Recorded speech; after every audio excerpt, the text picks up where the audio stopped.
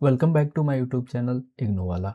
जैसा कि आपको पता ही होगा कि दिसंबर में जो एग्ज़ाम हुए थे उस एग्ज़ाम के रिज़ल्ट का अपडेट अब आना स्टार्ट हो गया है। तो रिज़ल्ट के साथ ही अब यहाँ पे इग्नू की तरफ से रीचेकिंग और फोटोकॉपी ऑफ आंसर शीट के लिए पोर्टल भी ओपन कर दिया गया है। तो आज के इस वीडियो में हम कंप्लीट प्रोसेस देखेंगे कि आप अपनी रीचेकिंग और फोटोकॉपी ऑफ आंसर शीट के लिए कैसे अप्लाई कर सकते हैं। रीचेकिंग और photocopy of answer sheet apply करने के लिए सबसे पहले आपको इस वाले पोर्टल पे आ जाना है। इस पोर्टल का लिंक आप डिस्क्रिप्शन बॉक्स में मिल जाएगा। इस पोर्टल पे आने के बाद यहाँ पे आपको बॉक्स पे टिक करके आई एग्री एंड प्रोसीड पे क्लिक कर देना है। तो नीचे यहाँ पे आपको ऑप्शन मिल जाएगा दिसंबर 2025 एग्जाम के लिए, इस पे आपको क्लिक करना है। उसके बाद यहाँ पहले वाले में आपको अपना इनरोलमेंट नंबर फिल करना है, फिर दूसरे वाले में अपना यहाँ से प्रोग्राम कोड सेलेक्ट कर लेना है, फिर यहाँ आपको लॉग इन कर लेना है। लॉग इन करने के बाद सबसे ऊपर आपकी यहाँ पे पर्सनल डिटेल्स दिख जाएगी और उसके बाद यहाँ नीचे जिस भी सब्जेक्ट्स के आपके रिजल्ट आए होंगे वो यहाँ पे आपको देखने को मिल जाएगा। जैसे इस स्टूडेंट के लिए अभी एक सब्जेक्ट्स का ही रिजल्ट आया है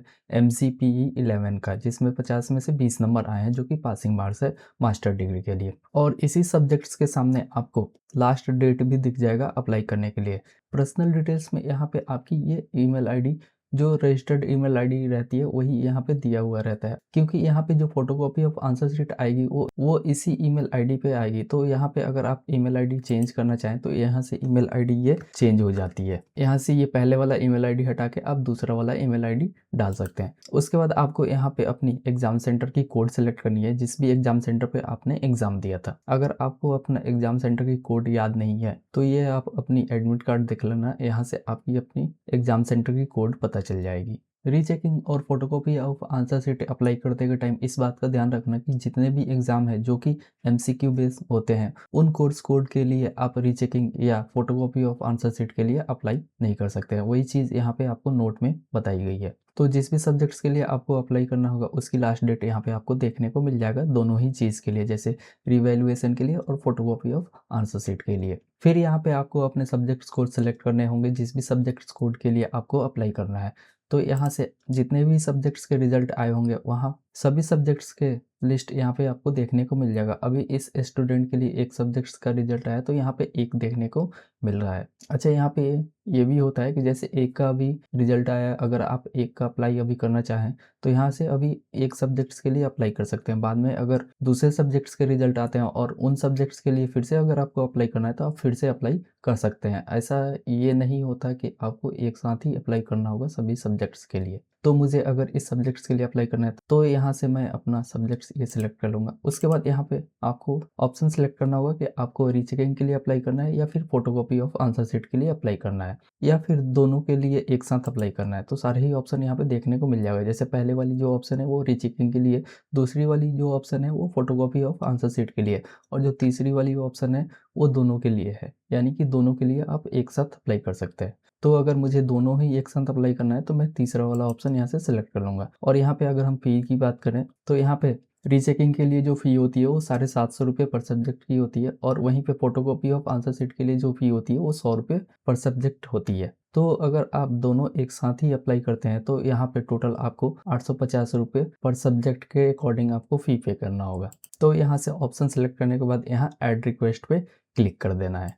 फिर उसके बाद यहाँ पे आपकी कोर्स कोड की जो रिक्वेस्ट है वो ऐड हो जाएगी, और यहाँ पे जैसे हमने दोनों चीज़ के लिए अप्लाई किया है तो रिवैल्यूएशन के सामने यस आएगा, लिखा हुआ आएगा, और वैसे ही आंसर शीट के नीचे भी यस लिखा हुआ आएगा, और यहाँ पे टोटल जो फ़ी है वो 850 रुपये आपको देखने को मिल जाएगा। और अगर इसको आप डिलीट करना चाहें तो यहाँ डिलीट बटन पे क्लिक करके डिलीट भी कर सकते हैं। उसके बाद आपको यहाँ पे अपनी इग्नू की आइडेंटिटी कार्ड अपलोड करनी है, और इसकी जो फॉर्मेट है वो JPEG और JPG होनी चाहिए, और साइज़ की बात करें तो वो 100 KB से कम होनी चाहिए। तो यहाँ पे आईडी कार्ड अपलोड करने के लिए यहाँ चूज़ फाइल पे क्लिक करेंगे। फिर यहाँ फाइल सेलेक्ट करने के बाद आपको अपलोड बटन पे क्लिक कर देना है। उसके बाद यहाँ पे लिखा हुआ आ जाएगा कि आपकी जो आईडी कार्ड है वो सक्सेसफुली अपलोड हो गई है, और यहाँ पे उसकी प्रीव्यू दिख जाएगी। उसके बाद यहाँ आपको सेव पे क्लिक कर देना है। तो यहाँ पे पॉपअप मैसेज आ जाएगा कि आपकी जो एप्लीकेशन है वो सक्सेसफुली सेव हो गई है। ओके पे क्लिक करेंगे, और नीचे यहाँ पे आपको फिर पेमेंट का ऑप्शन आ जाएगा। जैसे अभी यहाँ फ़ी स्टेटस की बात करें तो वो पेंडिंग दिखा रहा। पेमेंट करने के लिए यहाँ मेक पेमेंट पे क्लिक करना है। तो जैसे यहाँ पे हम एक सब्जेक्ट्स के लिए अप्लाई कर रहे हैं तो यहाँ सब्जेक्ट्स के कोड लिखा हुआ मिल जाएगा आपको, और यहाँ पे टोटल जो फ़ी है वो 850 रुपये देखने को मिल जाएगा। यहाँ से फिर अपनी पेमेंट की मोड सिलेक्ट करेंगे जो कि 2 बैंक का है जैसे, तो इन दोनों बैंक में से कोई सा भी एक ऑप्शन आपको सिलेक्ट कर लेना है। जैसे मैं पहला वाला ऑप्शन सिलेक्ट करके आगे प्रोसीड कर देता हूँ। उसके बाद यहाँ पे आपकी फ़ी की डिटेल्स दी जाएगी जैसे कंट्रोल नंबर, आपकी इनरोलमेंट नंबर, प्रोग्राम की कोड और टोटल फ़ी। फिर यहाँ मेक पेमेंट पे आपको क्लिक करना है पेमेंट करने के लिए। उसके बाद ये पेमेंट वाली पेज यहाँ पे ओपन हो जाएगी। तो यहाँ से अगर यूपीआई के थ्रू आपको पेमेंट करना है तो यहाँ यूपीआई पे क्लिक कर देना और यहाँ पे ये क्यूआर कोड है, इस पे आप क्लिक करेंगे तो ये क्यूआर कोड ओपन हो जाएगी। उसके बाद किसी भी यूपीआई ऐप के थ्रू आप इस क्यूआर कोड को स्कैन करके पेमेंट कर सकते हैं। अगर आपको कार्ड से पेमेंट करना है तो यहाँ कार्ड पे क्लिक करना है। वही नेट बैंकिंग के लिए ये वाला ऑप्शन है और वॉलेट के लिए ये वाला ऑप्शन है। तो मुझे अगर कार्ड से पेमेंट करना है तो मैं यहाँ पे अपनी कार्ड नंबर, कार्ड की एक्सपायरी, सीवीवी और यहाँ पे आपकी जो कार्ड होल्डर की नेम है वो नेम आ जाएगी। सारी डिटेल्स फिल करने के बाद यहाँ आपको कंटिन्यू पे क्लिक कर देना है। उसके बाद आपके रजिस्टर्ड मोबाइल नंबर पे एक ओटीपी चली जाएगी। वो ओटीपी यहाँ पे फिल करके आपको कंटिन्यू कर देना है।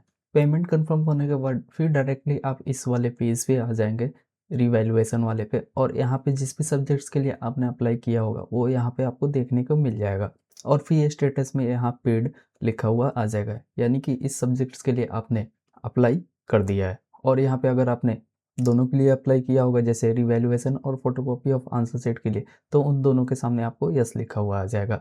अगर किसी एक चीज़ के लिए अगर आपने अप्लाई किया होगा तो वहाँ पे उसी के सामने यस लिखा हुआ आएगा और दूसरे के सामने नो लिखा हुआ आएगा। तो यहाँ पे अगर हम फोटोकॉपी ऑफ आंसर शीट की बात करें तो वो आपके ईमेल आईडी पे आएगी 1 महीने के अंदर में। आपके इवैल्यूएशन सेंटर से मेल आती है, उसी में ये photocopy of answer sheet attach रहता है। और फिर यहाँ पे अगर हम रिज़ल्ट की बात करें तो इसके जो रिज़ल्ट आते हैं उसको आने में लगभग 1 महीने से 2 महीने का टाइम लग जाता है।